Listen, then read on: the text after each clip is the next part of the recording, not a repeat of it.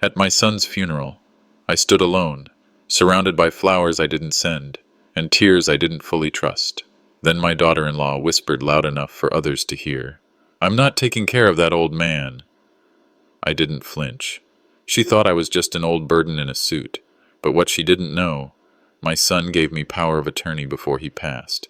She kicked out the wrong man, and she's about to learn what quiet fathers can do. Follow my story to the end, and tell me what city you're watching from.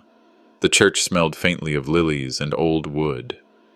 I stepped through the double doors, cane tapping against the worn floor, and was greeted by silence, not the solemn kind that comes with grief, but something colder. No one turned. No one met my eyes. It was my son's funeral, and I felt like a stranger. I shuffled toward the back row, each step slow and deliberate. The cane didn't help much, but it gave me dignity, or so I liked to think. I scanned the pews. Amelia stood near the front, dressed in black, talking quietly to a woman I didn't recognize. She didn't glance my way, neither did the woman beside her. A few people shifted uncomfortably, whispering. Someone nodded at me, out of politeness, not warmth. There were empty seats up front, but no one offered. I sat down in the back. I wiped my hands on my coat. They were shaking, more than usual. Whether from age or something deeper, I wasn't sure. My son, Thomas, would have come to me. He always used to. But things had changed. Months ago, he grew distant, shorter phone calls, missed visits, and then, nothing. The organist began a low, mournful tune. The crowd stood. I struggled to my feet. A beat behind the rest. A few sideways glances. I held my chin up. Amelia walked to the front of the church. She moved gracefully, head held high, her veil resting on perfect hair. I expected tears. I saw none. "Thank you all for coming to celebrate Thomas's life," she began, voice steady. "He was a brilliant man, a loving husband, a devoted friend. No mention of son." I shifted in my seat, pulse quickening. She continued. "He cared deeply for those closest to him, his colleagues, his neighbors, and especially our little family." Still nothing, not a word about me. And then her voice dropped, not in volume, but in temperature. "He's gone now, and no, I will not be taking care of that old man." The words echoed, gasps. A few heads turned my way. Someone murmured, "Did she really just say that?" I felt my spine stiffen, but I didn't move. I didn't let it show. My hands, folded in my lap, clenched until the veins rose like vines. She stepped down, as if she hadn't just spit on my dignity in front of 50 people. The service ended shortly after. I stayed seated as people rose, milling around with hushed voices. Some avoided looking at me entirely. Others gave me that pitying glance I'd come to despise. The reception followed in the adjacent hall, long tables of casseroles and cookies no one touched. Amelia stood by the window, smiling softly as someone rubbed her arm. Again. I wasn't acknowledged. I found a corner, sat alone. A plate of dry crackers sat untouched before me. I couldn't taste anything, even if I'd tried. Her words rang in my ears, louder than the buzz of conversation. "I will not be taking care of that old man." Old man, that's what I was now. Not Dad, not Frank, just a burden to be discarded. A man I didn't recognize approached. Gray suit, salt and pepper beard. "I'm sorry for your loss," he said. I nodded, unsure if he meant it. I worked with Thomas at the firm. We used to talk a lot. He spoke fondly of his family. Did he? My voice was dry. He hesitated. "I thought you two were close." I looked up. "Why would you think otherwise?" He shrugged. "It's just, he never brought you up in recent months. Didn't even show up at last year's 4th of July cookout. Said he had family obligations. But, well, I assumed you'd be there. I blinked slowly. I wasn't invited. His brow furrowed. That's strange. He told me his dad would love the new house. My stomach turned. New house? The man gave me a soft smile and moved on. But the damage was done. The seeds were planted. Something didn't add up. Amelia had told me Thomas was traveling a lot for work, that he was exhausted, too busy to visit. But now, I wasn't sure. I left early. No goodbyes, not to Amelia, not to the guests. I walked back to the car alone, wind pressing against my coat like a quiet reminder of how empty things had become. In the driver's seat, I paused. The church lights flickered behind me. I thought of Thomas's voice the last time we spoke. We'll talk soon, Dad. I promise. Promises. I looked once in the rearview mirror, then again at the windshield, where rain had begun to tap gently. I whispered, You promised, son. Why didn't you warn me? Back home, the house felt colder than usual, darker. I turned on a lamp and sat at the kitchen table, heart heavy. I opened the drawer beside me, pulling out the letter I hadn't dared read. His last words, written down and sealed. The envelope was yellowed now, the ink slightly faded. I held it under the light and whispered, What did you know, and why didn't you tell me? The reading lamp cast a soft yellow pool of light across the wooden desk, illuminating the worn edges of the envelope in front of me. My fingers hovered over it, brushing gently against the paper, tracing the familiar slant of my son's handwriting. To Dad, it read, simple, no flourish, just those 2 words, but they carried more weight than anything I'd lifted in my 78 years. I had avoided this moment all day. It sat in my drawer for months, untouched, haunting me. Now, with the funeral behind me and the echo of Amelia's voice, I will not be taking care of that old man, still fresh in my ears. I felt something shift. Grief gave way to something else. Not anger, not yet, but a hollow sort of knowing, the kind you feel in your bones before your mind dares to admit it. I opened the envelope with a shaky hand. At first, his words were gentle. He thanked me for the tools I'd given him, not just the physical ones in my shed, but the emotional ones, too. He talked about our fishing trips, about how he still used my old method of tying knots. He wrote like he was sitting right across from me, coffee in hand, smile on his face. But then, the tone changed. Dad, I need to talk to you about Amelia. My breath hitched. I don't know how to say this without sounding paranoid, but something's not right. She's been acting distant, cold even. I thought it was just stress. But there have been strange things, withdrawals from our joint accounts, thousands at a time. She always has an excuse, but they don't add up. I reread that line 3 times. Thousands, he continued. I'm not confronting her yet. I want to be sure, but I'm starting to think she's hiding something. Something big. If I'm wrong, I'll feel like a fool. But if I'm right... I dropped the letter for a moment, hands trembling. My heart beat faster. This wasn't just suspicion. It was fear. The kind a man puts into words only when he knows he's running out of time. I picked it up again and kept reading.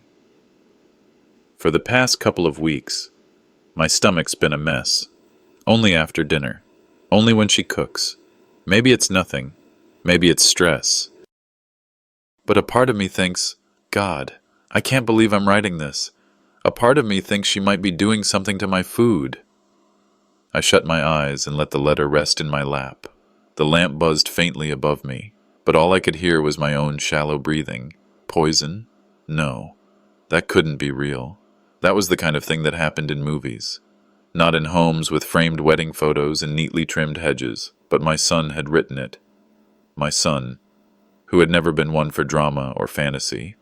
My son, who once laughed at crime shows and said, "That stuff never happens in real life."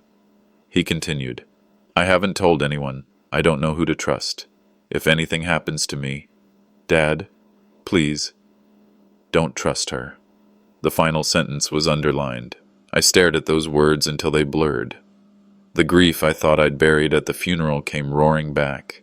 this time mixed with something colder, sharper, regret. I remembered our last phone call, how he said, "We'll talk soon, Dad, I promise." I'd brushed it off. I was fixing a leak in the kitchen. I told him we'd catch up next week. There was always a next week. I placed the letter on the desk and leaned back. My hands were gripping the armrests now, knuckles white. My chest ached, not from age, but from knowing I should have asked more questions, that I should have seen it coming. "You knew," I whispered. "You knew and you were scared." There was no comfort in the silence, only a photograph across the room, my late wife, smiling with our son on her hip. I stood, shuffled toward the mantel, and stared at it. He looked so small then, clutching her necklace, eyes wide and full of trust. He grew up kind, trusting, too trusting. I turned back to the desk, folded the letter carefully, and locked it in the drawer. Then I sat down again, this time facing the landline phone. Dust had gathered on the receiver. I hadn't used it in months.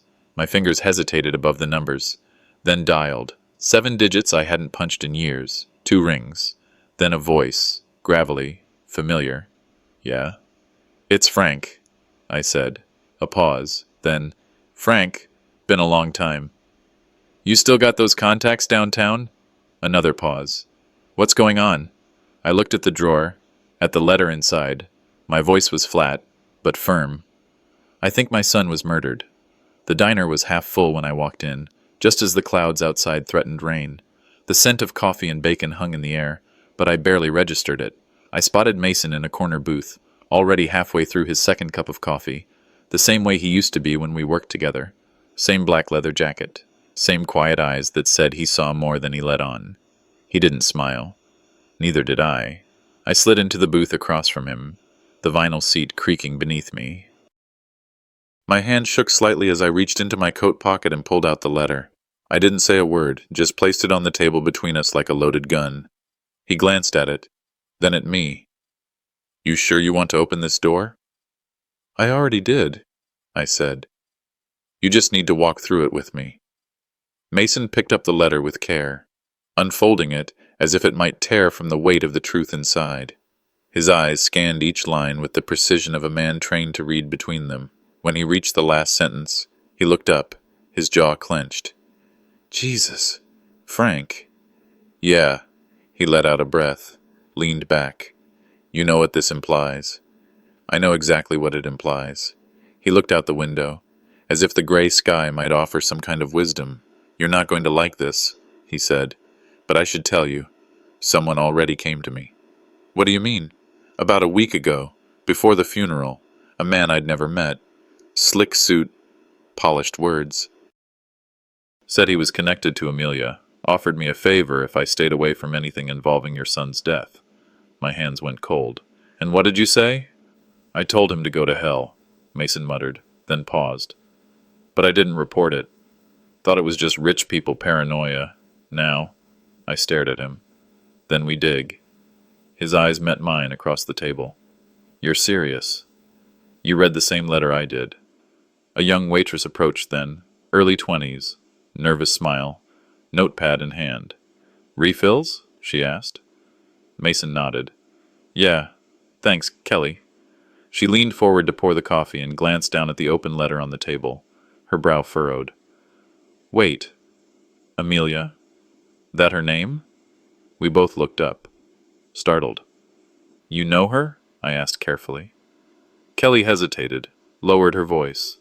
"She used to come in here, sometimes with a man, not her husband. They always sat in the far booth, same time every Tuesday." My stomach tightened. "What man?" "I don't know." Tall, dark hair, wore a watch so shiny it blinded me once. They didn't talk much, just whispered. She'd sometimes ask for food to go, but not off our menu. Said she brought her own container. A white one, no labels. My heart began to race. Mason leaned forward. "You're sure?" Kelly nodded slowly. "Saw it myself. Weirdest thing, thought maybe allergies or something. But..." She looked like she regretted saying anything. "Sorry. I shouldn't have listened in." "No. You did good," I said. "Thank you." After she walked off, Mason pulled out a small notebook and began jotting down everything. She brought outside food containers. That could explain the stomach issues, he said. If she was switching out what was ordered. And meeting a man regularly, like clockwork, I added. He started connecting dots aloud. Withdrawals, meals at home, illness, a doctor who hesitated to sign the death certificate. I want to talk to that doctor, I said. Mason nodded. Already ahead of you. His name's Dr. Patterson. I called in a favor. He'll see us this afternoon. We sat in silence for a while, both staring at the notebook. It didn't feel like a conspiracy anymore. It felt like a blueprint for murder. When we stepped outside, Bamon, the wind had picked up.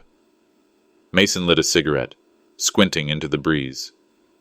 You're in it now, Frank? We both are. I didn't flinch. I knew now what I didn't want to believe yesterday. Someone wanted my son gone, and she wasn't alone. Behind us, the diner door swung open. It was Kelly. She ran out, a little breathless. There's something else. We both turned. That man with Amelia, he still comes in. Every Tuesday. Same booth. I felt my pulse spike. This Tuesday? She nodded. Yes, sir. Mason looked at me. That's today. I turned back toward the diner's window, watching as the reflection of storm clouds gathered overhead. We were back at the diner by 5, seated in a booth where the sun no longer reached. The windows were fogged from the late drizzle, and the air inside smelled of burnt coffee and grease. Mason slid into the seat across from me, his worn leather jacket damp at the shoulders. He kept his voice low, almost buried beneath the clink of silverware and low hum of conversation.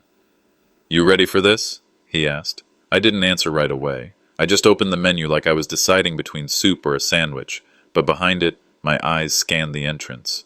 Waiting, watching. Mason slipped a small black recorder into the napkin holder between us.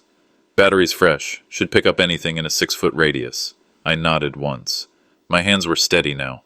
I didn't feel nervous. I felt like I'd been hollowed out and filled with steel. If Amelia showed up tonight, and the man she'd been meeting was who I feared, there would be no walking this back. At 5:16, the bell above the door jingled. He walked in without urgency.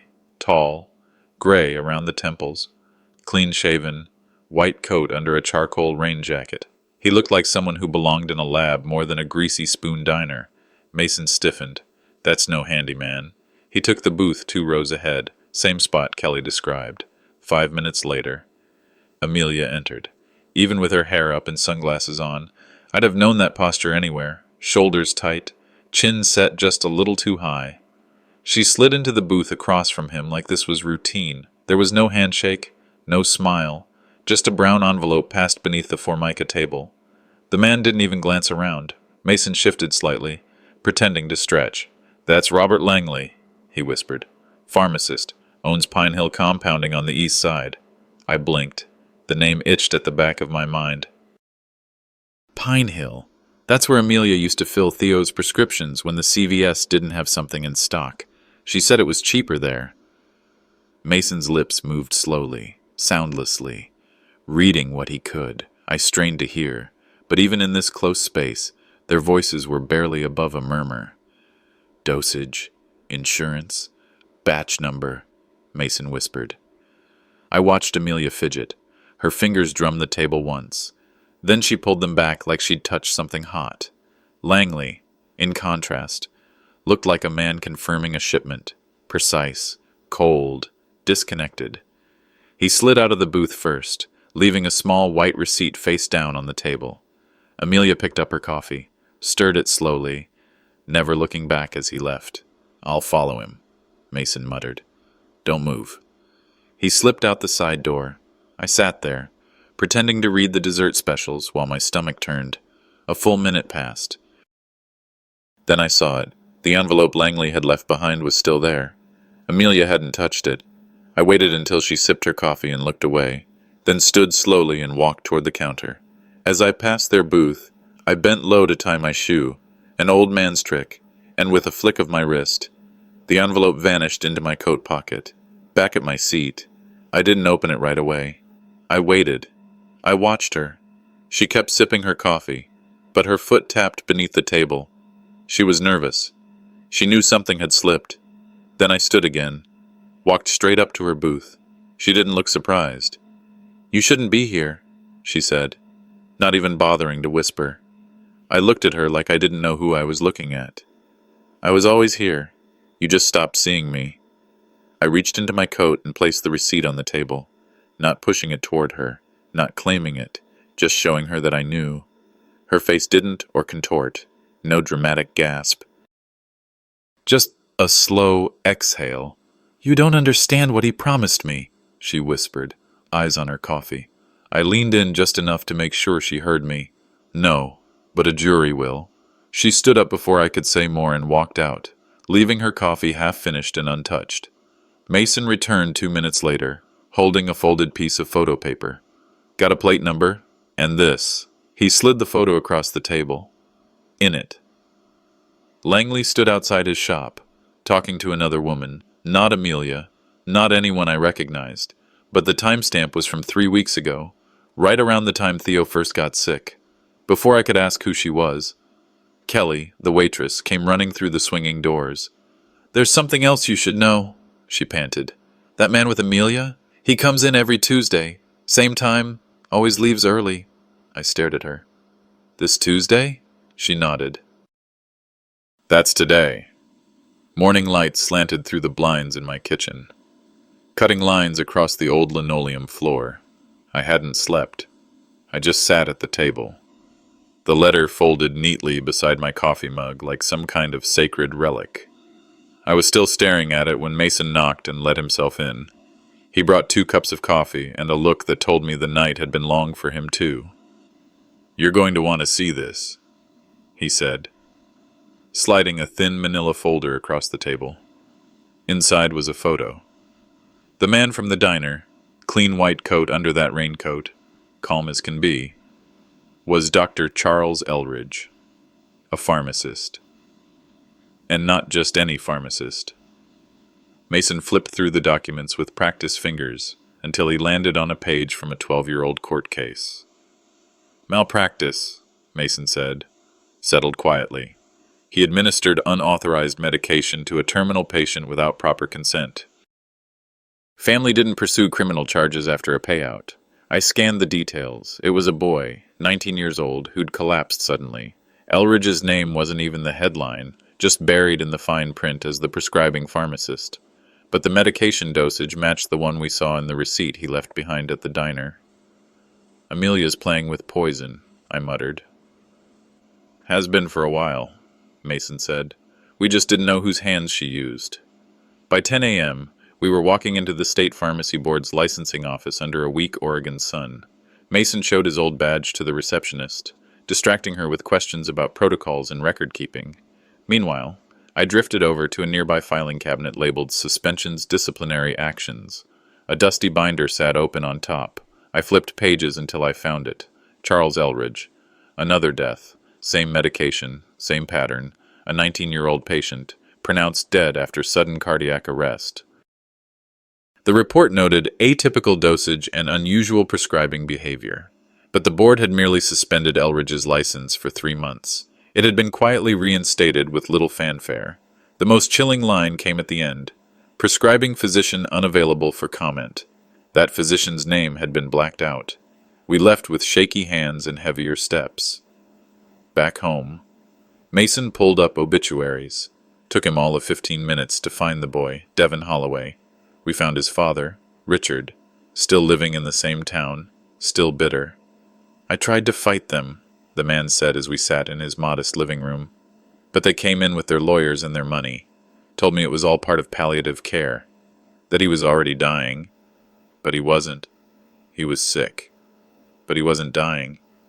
He opened a drawer and handed me an envelope. It was uncashed. The settlement check. "I couldn't spend blood money," Richard said. "But I couldn't fight them alone either." We stood together at Devin's grave an hour later. It was quiet, overgrown, tucked behind a sagging wooden fence. I held the copied report in one hand and rested the other on the headstone.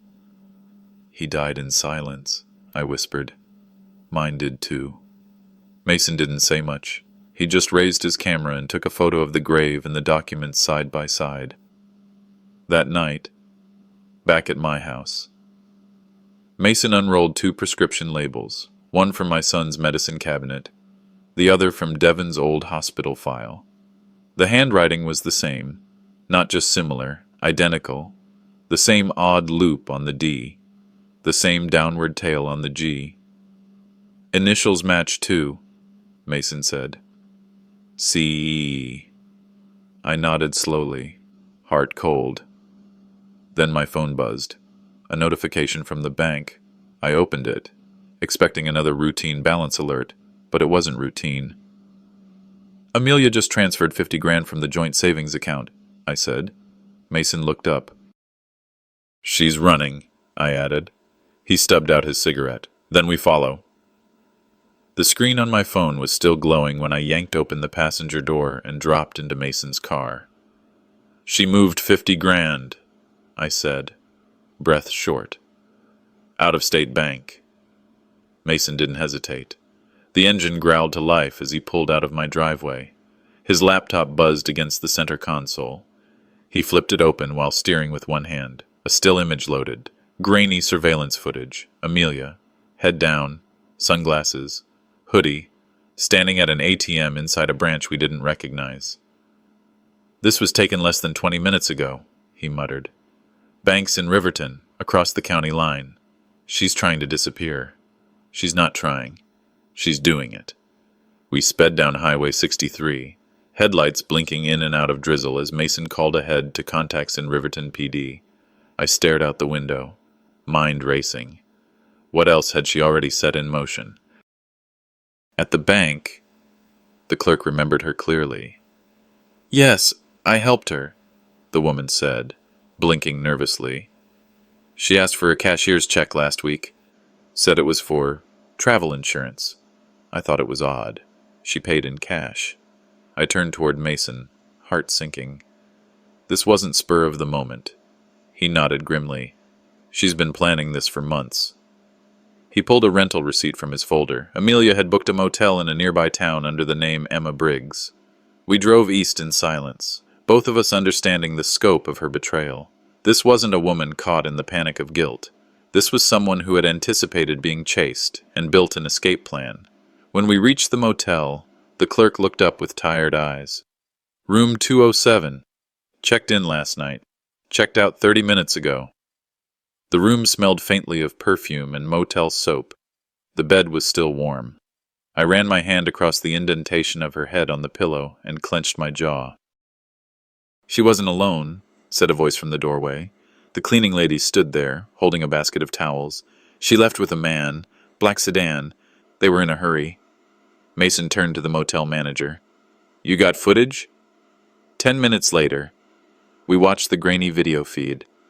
Amelia stepped into the passenger seat of a car driven by a tall man with sandy hair, a sharp jawline, and familiar eyes. Mason stiffened. Ryan Blake. Who? Her college ex. He's a lawyer now. Real estate and trusts. I've seen his name. He co-signed the deed transfer on your son's house 6 months ago. My stomach twisted. She looped him in long before my son died. We followed the car's trail through county toll cameras and backroad sensors. By nightfall, we had narrowed their route to a region by Larkspur Lake, where Ryan's family had once owned a cabin. I hadn't been there in years, but Mason remembered. We drove deep into the woods. The road narrowed into gravel, then into mud. Trees hunched over the path like silent sentinels. I stumbled twice getting out, but I kept moving. I had to. She's erasing me, I muttered. From everything.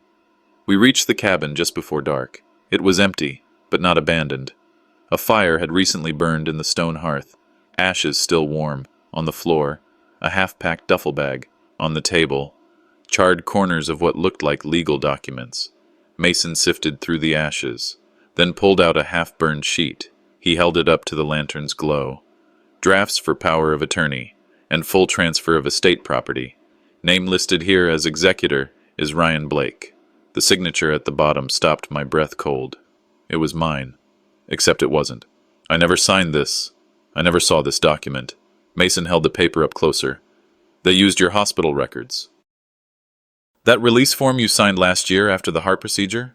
I nodded slowly, hands curling into fists.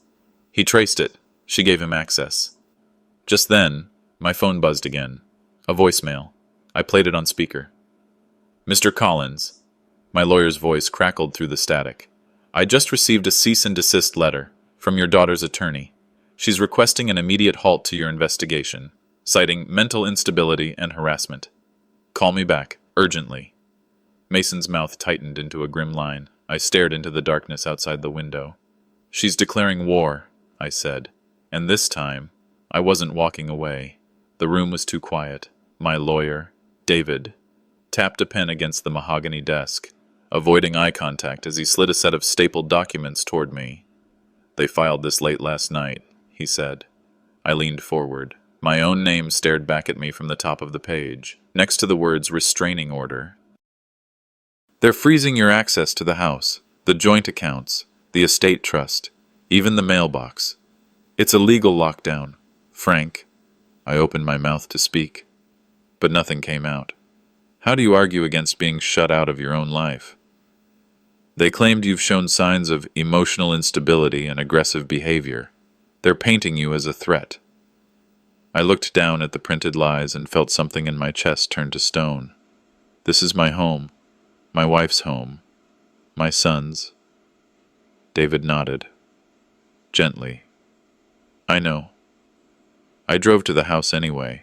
Call it foolishness or denial. But some things you have to see with your own eyes. The gate that once welcomed neighbors and friends now stood closed, with a uniformed guard leaning against the post. He glanced at me over sunglasses, a clipboard in hand. Sir, name? I gave it. He frowned. You're on the restricted list. I'm going to have to ask you to leave. I laughed, bitter and low. That's my house. I understand, sir, but the order is clear. I could see the swing on the front porch, the same one where my son learned to tie his shoes, where my wife read mystery novels every Sunday. Now it wasn't mine anymore. I turned back toward the car, gut hollow, hands trembling. I didn't cry. I don't think I could have. What I felt wasn't sadness. It was erasure. That night, Mason and I met at a diner that hadn't changed since the 70s. Cracked booths, burnt coffee, and a waitress who didn't care how long you sat if you tipped decent. Mason opened his laptop without a word. He slid it toward me. I found something, he said. On the screen was a scanned copy of my wife's original will. He highlighted a clause I hadn't noticed before. Any transfer of control over estate assets is contingent upon a verified declaration of mental incompetence by a court-appointed physician. They missed this, he said. They filed all those documents assuming they could bulldoze everything. But your wife's will trumps what they did. It's ironclad.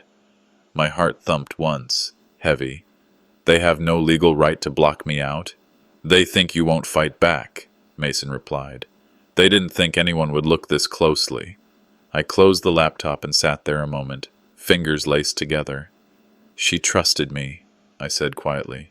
All this time, she trusted me to protect what we built. The next morning, we combed the county library for physical records, the kind that can't be quietly deleted from a hard drive. The librarian, a woman with gray curls and a badge that said Nancy, recognized my last name. Your wife was a wonderful woman, she said. Used to volunteer here in the archives. I smiled. Yeah. She had a thing for old books and older secrets. We found her original handwritten will in a bound filing cabinet, still marked with her elegant cursive signature. Seeing it again, my throat tightened. The paper smelled faintly of lavender, the scent she used to keep in her dresser drawer. She never would have let this happen, I whispered, back at Mason's apartment. We drafted a motion to challenge the restraining order. He made calls to a neutral psychiatrist for a cognitive evaluation. We made lists, organized evidence, scanned and backed up everything 3 times. As I signed the last page of the motion, I looked at Mason. They declared war, I said. He handed me a fresh pen. Then let's give them a battle they didn't see coming. We walked out of the library just as the sun was starting to dip. A figure stepped into our path, a woman in her late 60s. Short gray bob, sharp eyes. She wore a navy windbreaker and held an envelope in one hand. I knew that face. Lorna, I said, Amelia's estranged aunt, my late wife's sister. We hadn't spoken in years. I know what they're doing, she said, eyes fixed on mine. And I'm not staying silent anymore. I didn't move. If that's true, I said slowly, then you'd better come with us. Lorna stirred her tea 3 times before she looked up. He was never supposed to stay in her life, she said. Ryan, he was a mistake from the beginning. We were sitting in a quiet booth at Willow Creek Cafe, the one where my wife and I used to go every second Sunday. Outside, the trees were already shifting into fall, the air crisp, golden leaves drifting past the window. Lorna opened her worn leather purse and pulled out a printed email chain, yellowed slightly at the edges. She pushed it toward me. Read that one, she said. I did. It was from Ryan, dated years ago, back when he and Amelia were still in law school. The message was short, but damning. He was reaching out to a disbarred real estate attorney about ways to transfer title assets in the event of resistance from an original deed holder. I looked at her. He targeted her, Lorna said. He's been grooming her for this ever since she brought him home that first Thanksgiving. I stayed quiet because I thought she'd see through him, but now, she stopped herself, eyes watering. She doesn't see anything anymore. That night, my phone rang. It was Amelia. Hi, Dad, she said, voice lighter than I'd heard in months. I know things have been tense, but we're family. Let's have dinner. Just us. Just to talk. Her tone was syrupy, forced. I didn't trust a word of it. Still, I agreed. Sometimes you have to walk into the lion's den, I told Mason later, just to count how many teeth it has. The restaurant was high-end, polished floors and jazz in the background. The private room they reserved was too quiet, too sterile. Amelia stood when I entered and kissed my cheek, as if nothing had happened. Ryan shook my hand like a politician. Champagne was already poured. They smiled too much. Dinner began with small talk, childhood stories, inside jokes. Ryan brought up my son, mentioned his favorite meal. I almost believed him for a second. Then Amelia reached into her purse and pulled out a crisp folder. It's just paperwork, she said sweetly. Estate simplification, cleaning up some technicalities. She slid the document toward me, across the table. Mason gave me the smallest shake of his head. I didn't touch the pen. Instead, I opened the folder. It was an amendment, hidden in legalese. It would grant Amelia and Ryan full control over the last untouched portion of the estate, the trust my wife had set aside for future grandchildren, untouched by probate. I looked up slowly. You thought I wouldn't read it, I said. You thought I'd sign because the room was nice and the wine was chilled. Ryan shifted in his chair. Dad, Amelia started. No, I said. Your mother warned me, in her will. She saw this coming. I reached into my coat pocket and placed a recorder on the table. I pressed play. Their voices from earlier that night, the setup, the manipulation, filled the room in tinny echoes. Ryan went pale. This is entrapment, he snapped. Mason leaned forward. No, counselor. It's called evidence. Amelia stood. Her voice cracked. You don't understand what this has cost us. I stood, buttoned my jacket. No, but a judge will. We left the restaurant without another word. Outside, the night air bit at my cheeks, but I didn't feel the cold. In the car, I stared out the window as Mason drove. This wasn't a dinner, I murmured. It was war in a suit. We'll file the injunction first thing in the morning, he said. Not just that. We go to the press, I said. It's time the world knows who they are. As we pulled onto the freeway, Mason's phone buzzed on the dashboard. He glanced down, then picked it up. Blocked number, he said. Then he played the voicemail on speaker. A digitally masked voice. Male. Calm. If you don't stop this, the next move won't be legal. It'll be personal. I stared at the phone. They just made a mistake, I said. The message sat on Mason's phone like a coiled snake. If you don't stop this, the next move won't be legal. It'll be personal. I read it again in the morning light, sitting by the window with a cold cup of coffee. My hands shook, not from fear, but from the chill of knowing someone was watching. I took no chances. All the original will copies, court motions, and Mason's recordings. I locked them in my gun safe, then placed backup scans on a drive and slid it into an envelope addressed to Maria, our lawyer, just in case. Lorna showed up just as I was sealing the envelope. "You need to know," she said, breathless. "My cousin works admin at the courthouse. She overheard Ryan in the hall outside Judge Wellman's chambers yesterday." I raised an eyebrow. "He was telling someone he needed leverage, that if he couldn't stop your injunction legally, he'd change the stakes." The threat wasn't from a stranger. It came from inside the courthouse.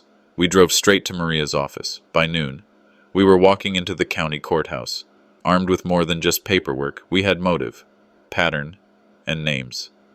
Mason looked calm, but I could feel the tension under his breath. At the clerk's desk, Maria explained our case to a senior assistant. That's when a tall bailiff in a Navy uniform brushed past me and muttered just loud enough for me to hear, "You're making enemies in high places, old man." I didn't react, not visibly, but Maria did. She turned on her heel and demanded the bailiff's badge number. Within minutes, we had filed a motion for immediate review and protection status for both me and Mason. "From now on," she told me, "we don't just fight in the courtroom, we protect your name outside of it too." Outside the courthouse, the world had changed. There were cameras, reporters, voices shouting my name, questions flying, microphones shoved toward my face. "Sir, how long has this abuse been going on? Do you believe your daughter knew the documents were fake?" And then Mason's phone buzzed again, not with a threat, but with a notification. He held it up. A viral video was spreading like wildfire. It was the restaurant recording, the confrontation. Amelia sliding the document forward, Ryan's smug grin. My words, firm and calm. "Your mother warned me in her will." And Mason placing the recorder down. The caption: "Caught in the act, daughter son-in-law accused of elder financial abuse." National anchors were already dissecting it. A chyron flashed. "Shocking betrayal, family caught trying to defraud elderly father." That night, our doorbell rang. It was the woman from down the street, Mrs. Holloway. She held a bouquet of daisies. "I saw you on the news," she said. "You were brave. I'm sorry it came to this." Others followed. A casserole from the church group. A neighbor offering to mow my lawn. A teenager from the high school left a hand-drawn card on the porch.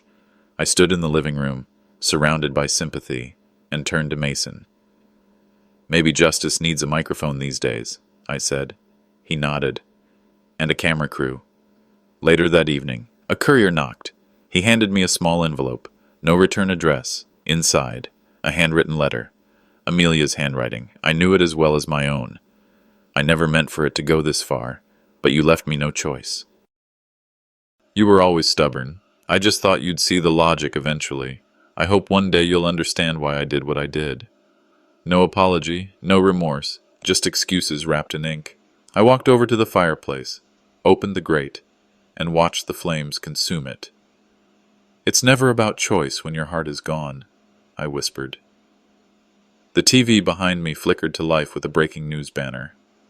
Breaking: Ryan Fisher under federal investigation for fraudulent real estate holdings tied to elder abuse. I leaned back into the chair, eyes on the screen, firelight flickering beside me.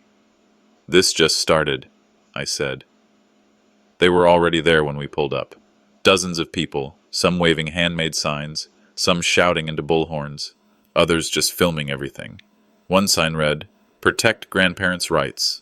Another one, bright red paint slashed across white cardboard, screamed, "Elder fraud is still fraud." I took a slow breath in the car. Mason threw his coat around my shoulders. "You ready for this?" he asked. I nodded. "Doesn't matter. It's here." The bailiff led us through the side entrance. away from the cameras.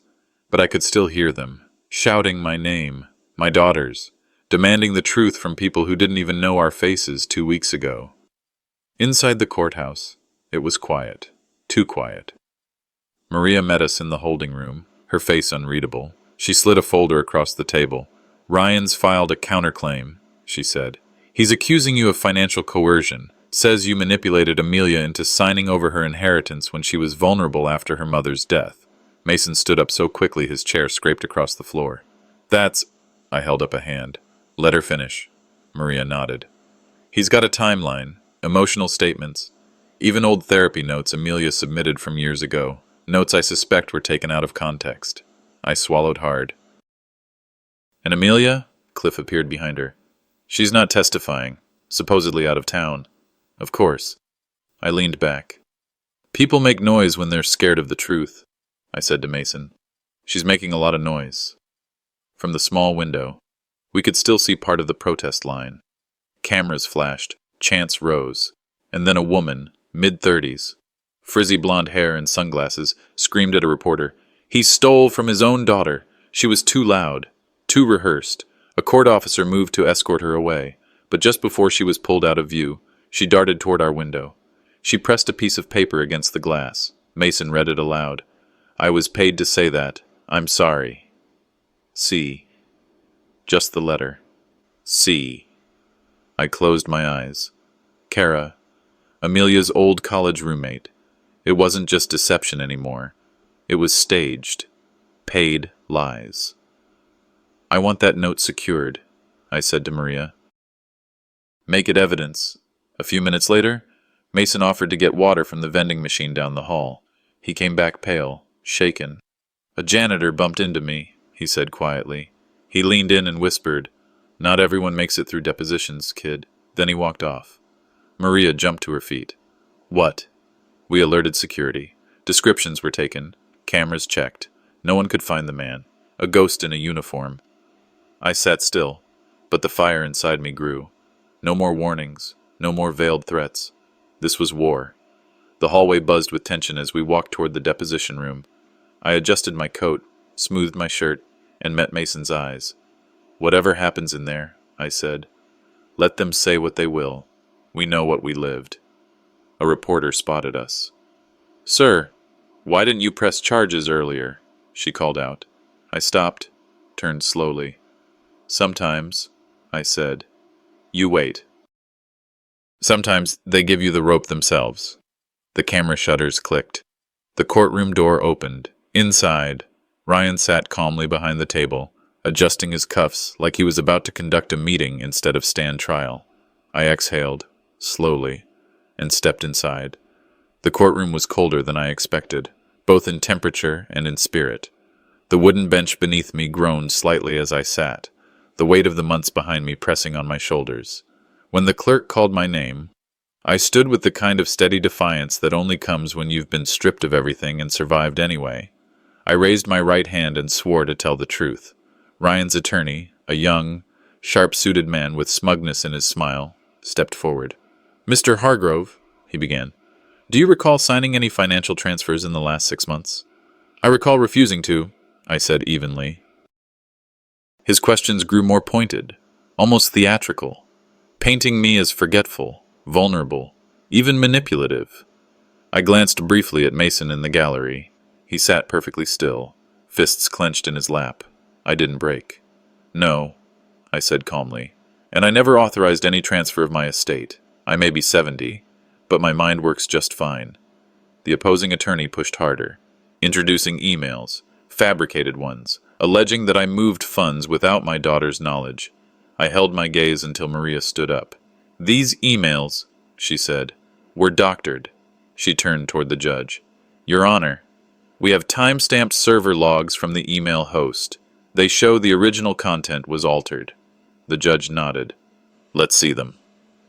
Mason exhaled audibly as the logs were displayed. The supposedly incriminating language had been added weeks after the original drafts. Ryan shifted in his seat, trying to look composed.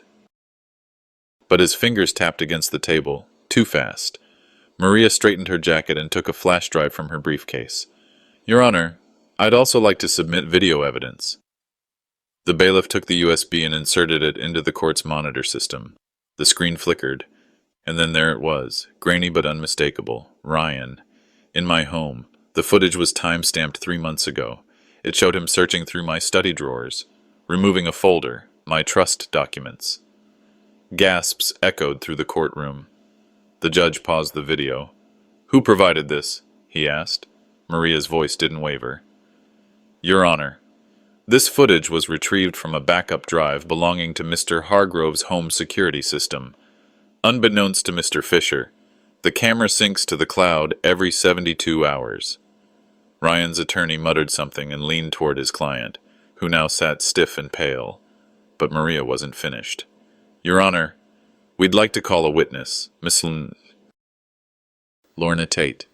The doors opened. Lorna walked in slowly, deliberately, her heels echoing off the marble floor. She didn't look at me as she passed. Until she reached the stand, she was sworn in. "Miss Tate," Maria asked, "can you explain your relationship to the defendant?" "I'm his cousin," Lorna said, "and the late wife's sister." She took a deep breath. "A year ago, Amelia offered me money to destroy a document. It was our aunt's original will, one that left everything to Mr. Hargrove without condition." The room fell silent.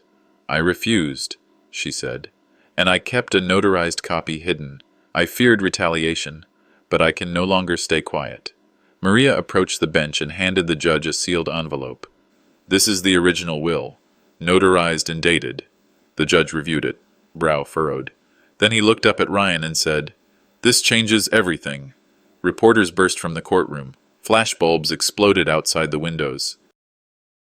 The judge called for a recess. As I stood, Mason joined me at the aisle. "Dad," he whispered. "They saw it. The world saw it." I didn't smile.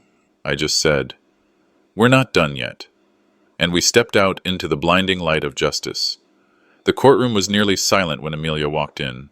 No entourage, no makeup, no defiance. Just her, small, pale, and trembling beneath the weight of what we all now knew. She didn't make eye contact with anyone as she approached the bench. Her heels echoed like confessions across the polished floor. "Your Honor," she said softly. "May I speak?" Ryan jumped to his feet. "Objection, she's not on the docket." The judge raised a hand. "You'll be quiet now. Mr. Fisher, Miss Hargrove, you have 5 minutes." Amelia opened her purse and pulled out a single envelope. "This is the will my mother wrote, the real one." Gasps stirred in the gallery. "I didn't destroy it," she said, voice shaking. "I ran from it. I couldn't face what it meant, that I betrayed the man she trusted most." She placed the envelope gently on the bench and stepped back. Maria opened the seal, eyes narrowing as she examined the contents. Then she nodded. "It's authentic." The judge scanned it slowly. "This version supersedes all previous documents." He turned toward me. "According to this, your estate, home, and trust remain entirely in your name. Mr. Hargrove, effective immediately." Amelia didn't speak again. She simply stood there, tears streaking down her cheeks. "I thought I was punishing you," she whispered, barely audible, "but I punished myself instead." Ryan tried to leave the courtroom, his movements sharp and erratic, but the bailiff blocked his path. "You'll remain until the perjury hearing," the judge said coldly. Maria leaned toward me. "It's done." Outside, the sky was clearer than it had been in weeks. Sunlight hit the courthouse steps as I walked down them, each step feeling like something I hadn't known I'd been missing, gravity lifting instead of pulling. Reporters called out my name. I didn't respond. Behind me, I heard Amelia's voice. "Dad, wait." I turned, slowly. "I was angry," she said. "When Mom was sick, I felt like you stopped fighting." I looked at her, really looked at her, the girl I had raised, the woman I no longer knew. "I never stopped fighting," I said quietly. "I just did it in ways you didn't see." She stepped closer. "Can we start over?" I didn't answer. I only gave her a single nod, then turned away. Weeks passed. The house, my house, was mine again. Mason had the deed framed. "A gift," he said, "for the quietest victory I've ever seen." We sat on the porch, watching the leaves fall from the maple trees my wife once planted. "You never needed to shout to win," Mason said, handing me the frame. I didn't reply. The silence said enough. A blue jay landed on the railing. The wind moved gently through the trees. For the first time in years, I felt still, not because I'd given up, but because I no longer had to fight. The mailman came up the path with a large envelope. "Got something interesting for you today," he said. I opened it. Inside was a letter from a publishing house. Someone had sent them the court transcripts, anonymous. They wanted to adapt my story into a book. The working title, "When Silence Wins." I chuckled. Let them write it. Maybe someone will finally listen. And as I leaned back into the wooden porch chair, I whispered to no one in particular. Maybe silence wasn't surrender. Maybe it was just waiting for the world to hear.